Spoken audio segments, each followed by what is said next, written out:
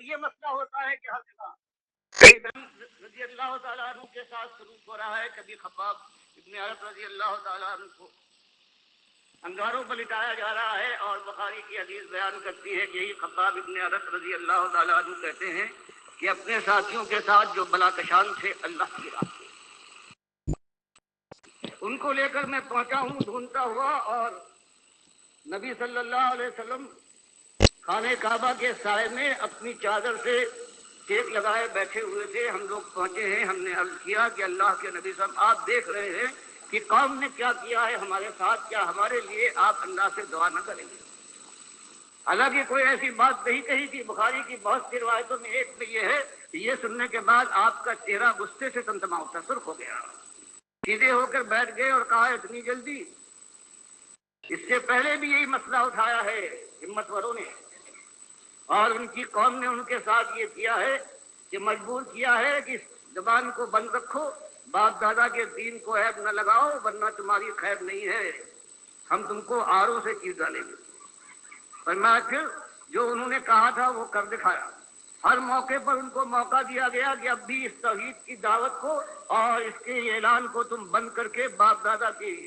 دین کی طرف واپس لوٹ آؤ۔ تو اللہ کے نبی صاحب نے بتایا کہ سارے موقعوں کو انہوں نے رد کر دیا، یہاں تک کہ ان کے سروں پر آرا منگا کر رکھ دیا گیا، ان کے مفرق پر جہاں مانگ نکالی جاتی ہے، اور پھر بھی انہوں نے کہا کچھ ہو جائے۔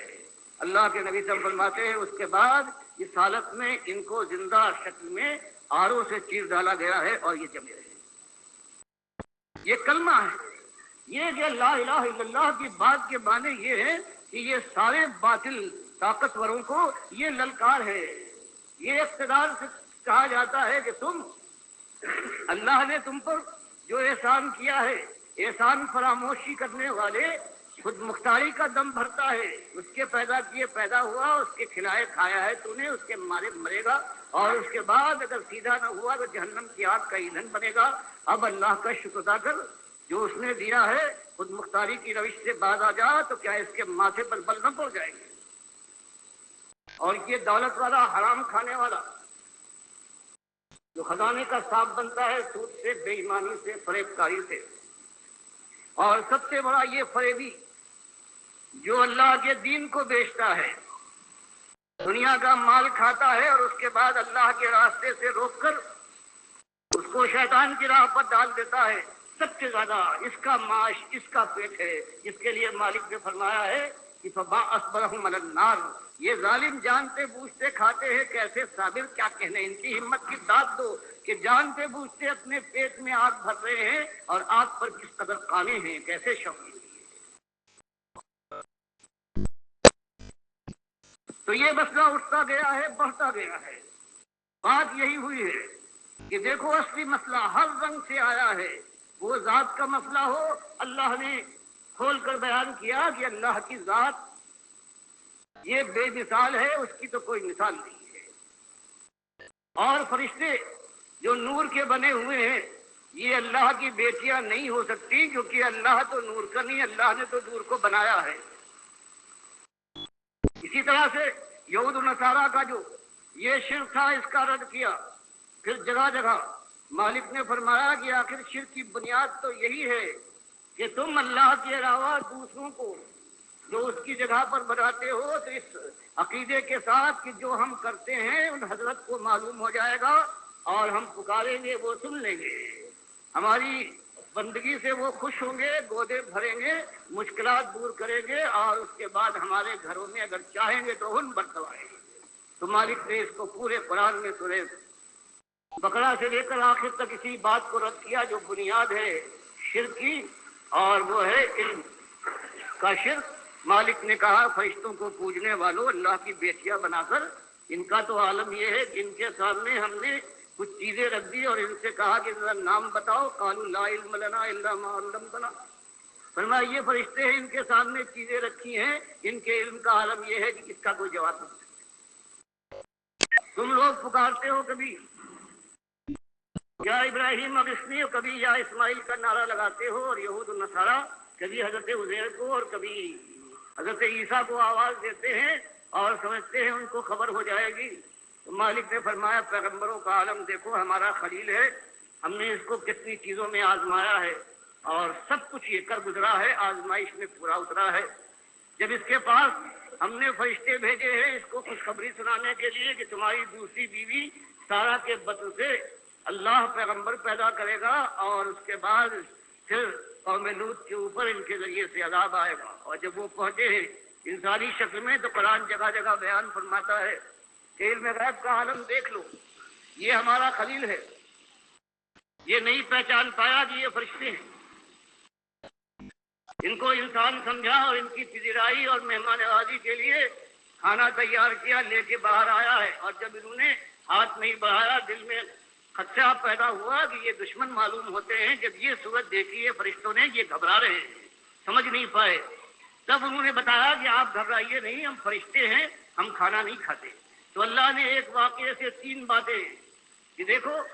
نہ تو ہمارا پیغمبر یہ غیب کی بات سے واقف ہے ورنہ اتنی مشکل برداشت نہ کرتا، نہ فرشتوں کو یہ علم ہے ورنہ فرشتے کہہ دیتے کہ پیغمبر صاحب اندر نہ جائیے، کھانے کا انتظام نہ کیجیے، آپ اس راستے جا رہے ہیں، ہم فرشتے ہیں، ہم نہیں کھائیں گے، آپ کا وقت بھی خراب ہوگا اور آپ کا مال بھی۔ اور جن کو خوشخبری سنائی گئی ان ولیہ کو، حضرت سارہ کو، اگر ان کو خبر ہوتی کہ یہ فرشتے آئے ہوئے ہیں انسانی شکل میں تو حضرت ابراہیم سے وہ کہتی کہ آپ یہ تکلیف نہ کیجیے، نہ مجھے تکلیف میں ڈالیے، تو فرشتے ہیں۔ تو مالک نے اس کی جڑ کاٹی، پھر بتایا یہ دعوت توحید ہے، ڈاکٹر مسعود الدین عثمانی رحمۃ اللہ علیہ کی مخلصانہ آواز ہے۔ یہ دعوت جاری ہے اور انشاءاللہ جاری رہے گی، کوئی طاقت اس کو روک نہیں سکتی ہے۔ یہ غلبے کے لیے اٹھی ہے، الحمدللہ، اللہ کا لاکھ لاکھ شکر ہے کہ ایک ایک شرک کے سر کے اوپر چوٹ ماری گئی۔ یہ سماع موتا کا مسئلہ یہ شرک کی جڑ قرار دیا گیا، حیات نبی فی القبر کا عقیدہ شرک کی جڑ قرار دیا گیا۔ یہ سارے وحدت الوجود اور وحدت الشہود حلول ان کو شرک کے ستون قرار دیا گیا، اور ان سب طاغوتوں کو جنہوں نے یہ کفر و شرک پھیلایا، چاہے واسطے وسیلے کا شرک ہو، سجدہ تعظیمی کا شرک ہو، تعویذ گنڈے کا شرک ہو، امام زامن ہو، یا 11ویں اور 12ویں کا ہو، اور یا میلادیں منانے کا یہ سالانہ جو ان کی سالگرہ شرک کی مناتے ہیں یہ ہو، یا 10 محرم کی یہ جو شرک کی سالگرہ مناتے ہیں، شربت پیتے پلاتے ہیں، گھوڑے کی پوجا کرتے ہیں، مزاروں کی بندگی ہو رہی ہے، کوئی ہر ایک گنبد کو پوج رہا ہے، کوئی پیلے اور نیلے کو، یہ سارے کے سارے ڈھیر ہو گئے اس عقیدے کی وجہ سے کہ اموات غیر احیاء، یہ مردے ہیں، ان کے اندر زندگی کی رمق تک باقی نہیں ہے، اور یہ قیامت تک مردے ہیں، قیامت سے پہلے کوئی مردہ سر نہیں اٹھا سکتا ہے۔ الحمدللہ ڈاکٹر صاحب کے جو اصلی ساتھی ہیں وہ اس دعوت کو جاری رکھے ہوئے ہیں، بلکہ اب سوشل میڈیا کا دور ہے، تیزی کے ساتھ یہ دعوت پھیل رہی ہے، آڈیوز کے ذریعے، ویڈیوز کے ذریعے، اور لٹریچر تقسیم، حبل اللہ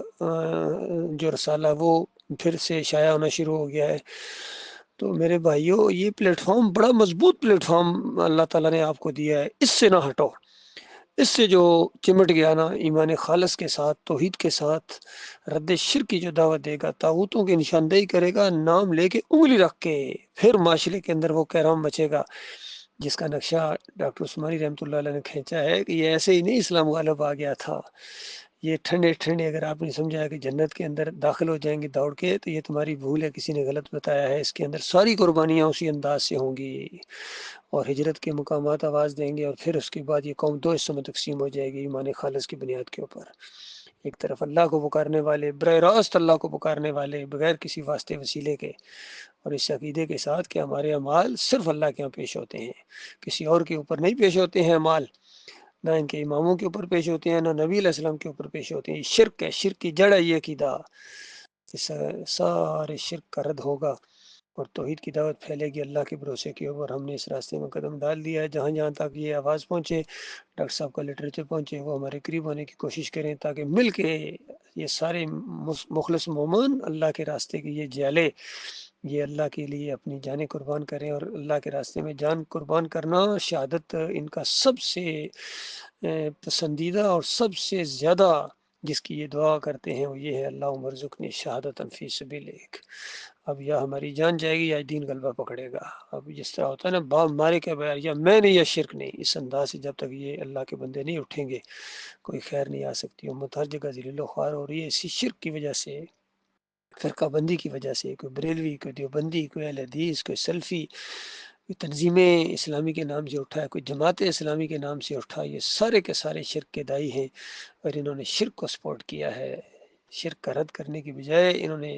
حق اور باطل کو ملایا ہے. اور جو باقی بچ کے ان کے پچونگڑے وہ کہتے ہیں شرک کرنے والوں کے پیچھے میں نماز پڑھتا ہوں، چندے دیتا ہوں. علی انجینئر جیسے، ڈاکٹر اسرار جیسے اندازہ لگائیے پوری زندگی شرک کی وکالت کرتا رہا وحدت الوجود کی. طارق جمیل کو دیکھو، تقی عثمانی کو دیکھو، ڈاکٹر ذاکر نائک کو دیکھو، اور طاہر القادری کو دیکھو، فضل الرحمان کو دیکھو، خلیل الرحمان کو دیکھو، منور سلطان کو دیکھو. سارے کے سارے شرک کے دائی ہیں، شرک کے ساتھ ان کے رابطے ہیں. لہٰذا ان سے کسی خیر کی امید رکھنا یہ بڑی جہالت ہوگی. خود اٹھو اللہ کے بندو، آگے بڑھو. یہ موقع ہے، یہ موقع اگر ہاتھ سے نکل گیا پھر دوبارہ کبھی موقع اللہ تعالیٰ نہیں دے گا.